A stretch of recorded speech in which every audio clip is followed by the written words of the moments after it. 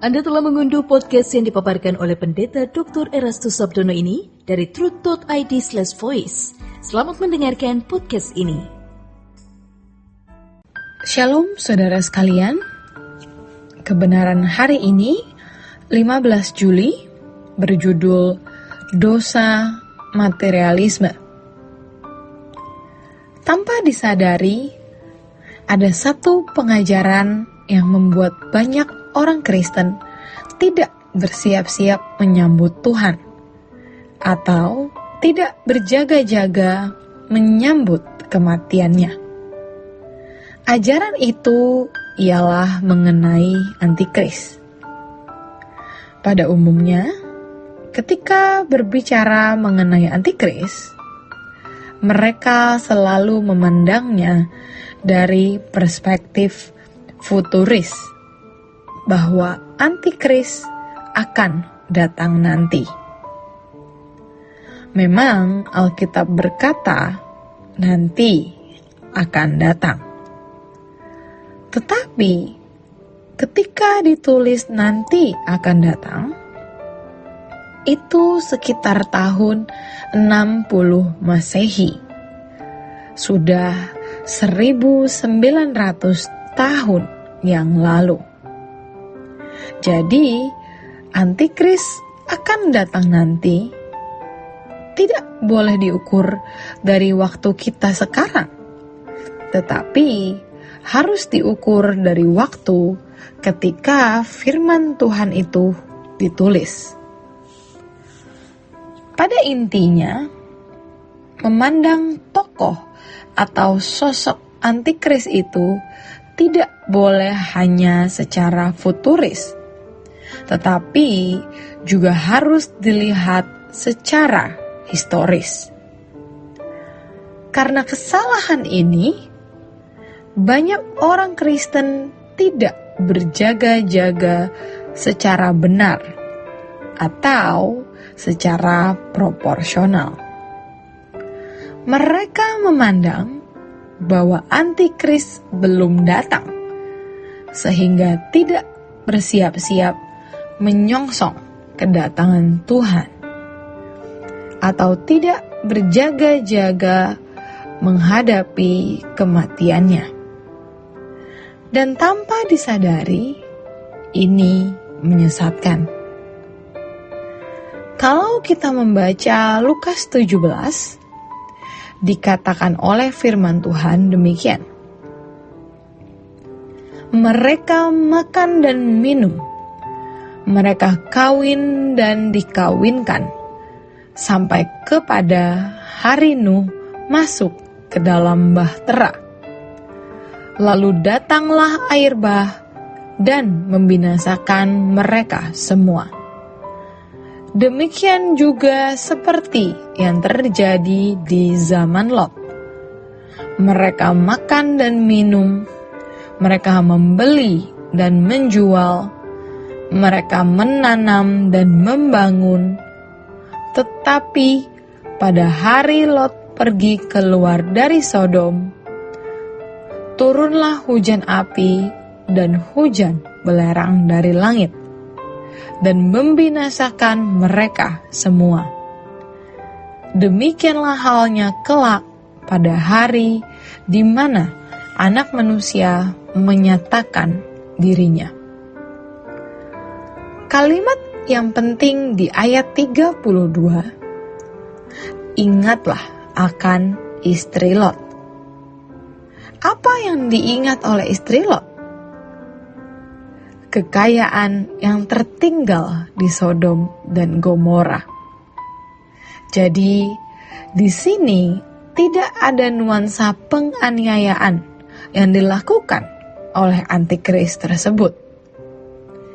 Tentu, kuasa gelap sudah belajar dari pengalaman.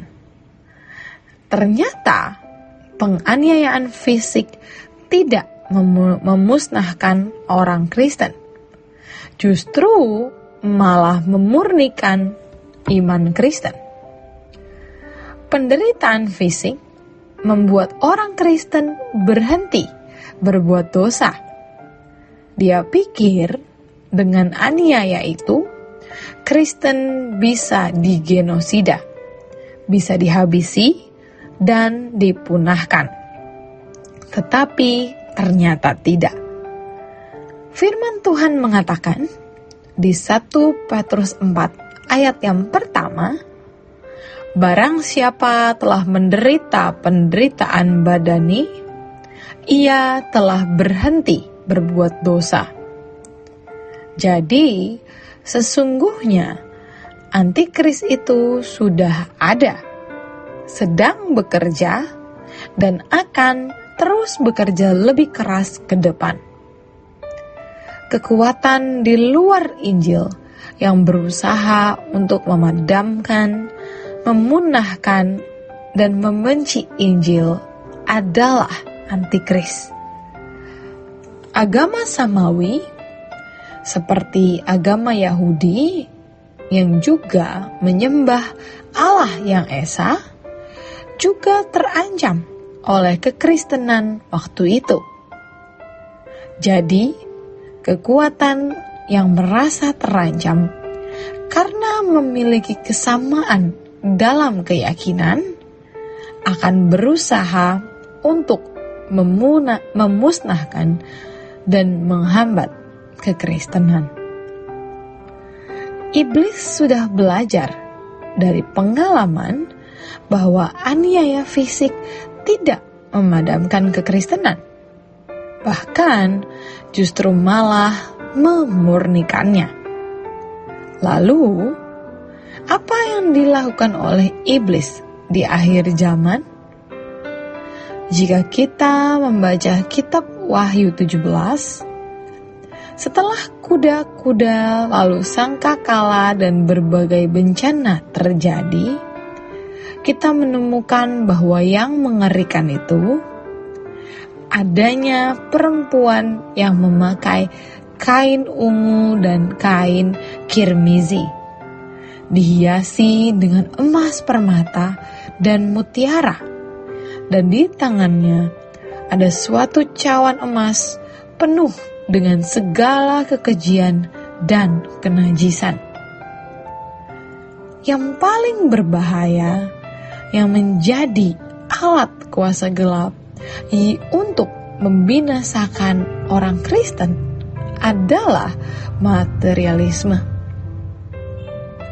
Yang dikatakan di ayat ini sebagai sebuah dosa percabulan, di mana para pejabat, pembesar, raja-raja berzina, bercabul dengan perempuan itu.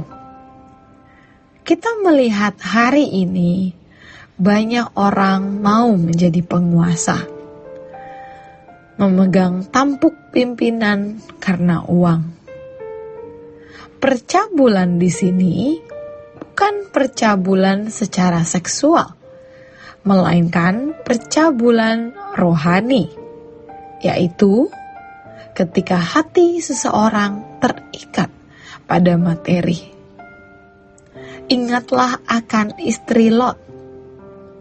Hari ini orang makan minum, kawin dikawinkan, menanam, membeli, menjual, membangun. Itu adalah sebuah perputaran siklus kehidupan di mana orang menjadi sibuk dengan kehidupan yang langsam seperti itu, sehingga mereka lupa bahwa mereka akan menghadap pengadilan Tuhan. Sebagian kita rata-rata begitu. Maka kita tidak pernah bertumbuh dengan benar, tidak pernah ekstrim secara benar terhadap Tuhan.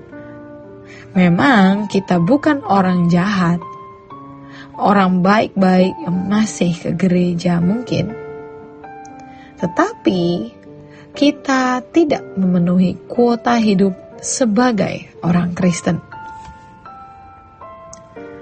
1 Korintus 6 ayat 15 sampai 17 berkata, "Tidak tahukah kamu bahwa tubuhmu adalah anggota Kristus?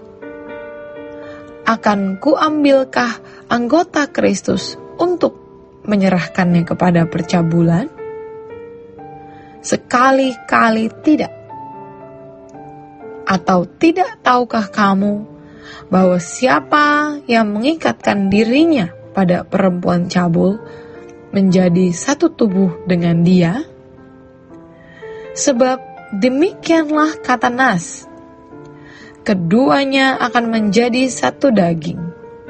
Tetapi siapa yang mengikatkan dirinya pada Tuhan menjadi satu roh dengan dia.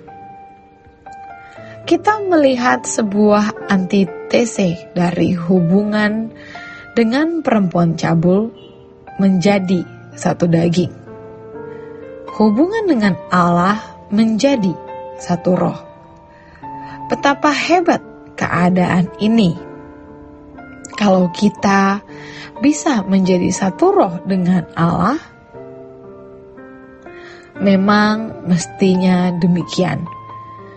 Karena tubuhmu baik Roh Kudus, sehingga apa yang menjadi gairah Tuhan juga adalah gairah kita.